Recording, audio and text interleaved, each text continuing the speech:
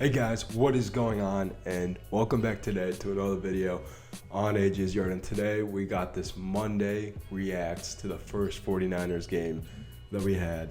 And oh man, I don't know if anybody needs a cardiologist out there, but man, my heart was going up and down this whole game. I was ready to give up and not watch at certain points, and other points I was like, come on man, let's go, we got this. As I was going through the game, I thought I'd start taking notes on significant things that was kind of happening. And if you told me, if I read the notes after the game, before the game even happened, I don't know if I'm making sense now, I would not believe what I was writing. But here we go. We're going to go and get right into it. So first, we start off the game by a monster Nick Bosa rush, and he had great pressure from Mykel Williams on the other side, got a great sack, and gave the offense the ball back. Here's the best part about the offense for the Niners, pretty much the whole day, maybe until the end. The first drive started at our own 5, and we used mainly Kittle and Pearsall.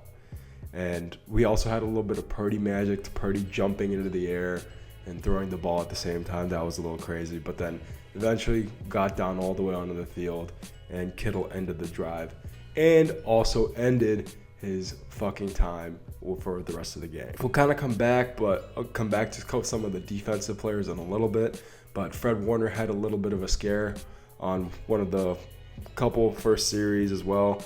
Came back, it was just, he had a busted up nose, big dog, got back in there and was hitting the joystick pretty much instantly and just clocking motherfuckers out. So now just a couple thoughts about some of the defensive players. I wanted to mention Luke Gifford, number 57 on the Niners, and he has Greenlaw's number and is just a player that's always in the area, always making a tackle and just hustling. I really like how that player is turning out. That is Luke Gifford. Then we had Deommodore Lenoir playing kind of aggressively with, I don't know if any of you guys know, Deommodore Lenoir had so many just funny instances over the offseason where he was chirping DK Metcalf and just, trolling a lot of Seahawks players. But his main battle and sort of pick out was with JSN. And got a couple penalties with him, but also had a couple of great plays on him and pass breakups. So always love seeing Deommodore Lenoir, number 2 on San Francisco. Alrighty, now I want to talk a little bit this offensive line. So let's talk about how this offensive line sort of looked this game. And I think that there was a little bit of an issue, mainly what I saw, and this is just my fucking opinion. Jake Brendel. And he was kind of going opposite the interior lineman, Leonard Williams, who's an absolute monster on the Seahawks line, and probably their best player. Jake Brendel was having a really tough time, keeping him out. Purdy was having to kind of flush out of the pocket quite a lot. And we'll see how that looks, but I feel like the offensive line, of course, we kind of understand that it's not the best unit, but it held up, and at least we won the damn game. That's really what's important. Let's move on to now Jake Moody. And this was sort of now finishing up the half.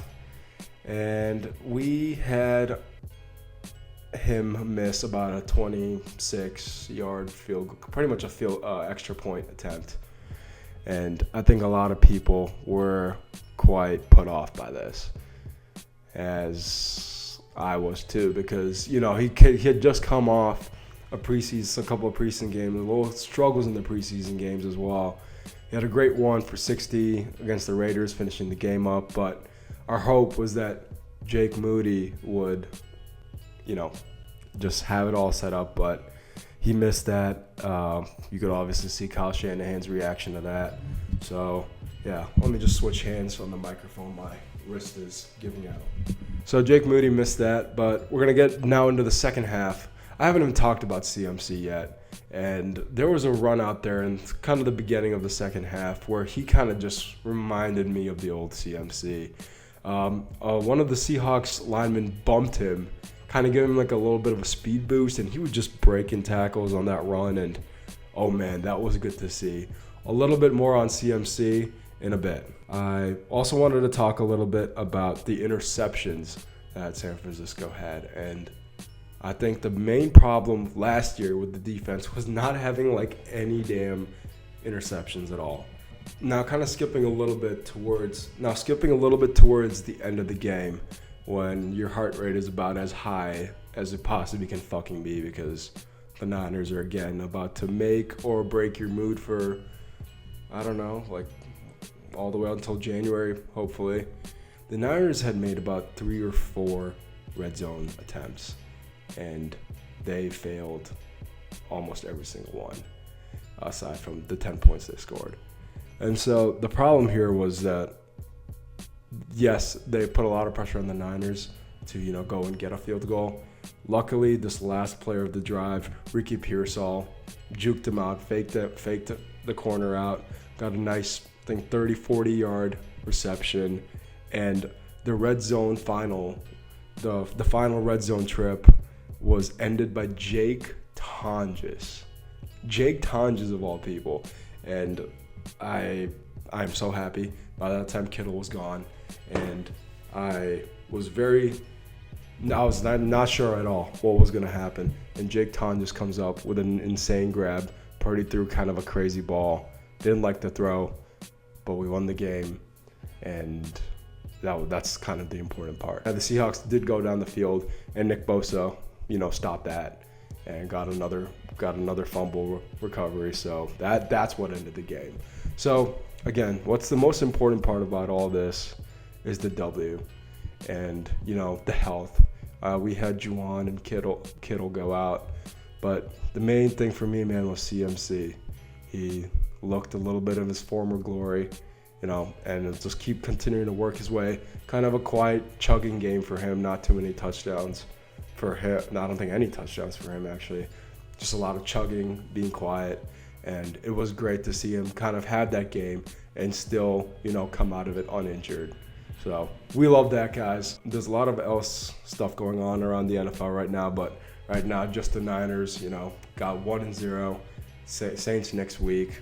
Let's just focus in, and that's about it. So yeah, guys, just a quick breakdown of this game, and seriously, what a up and down roller coaster type of game to watch, and we are going to keep continuing to push. So guys, I hope you guys like that, and yeah, I'll just keep doing updates on these games, man.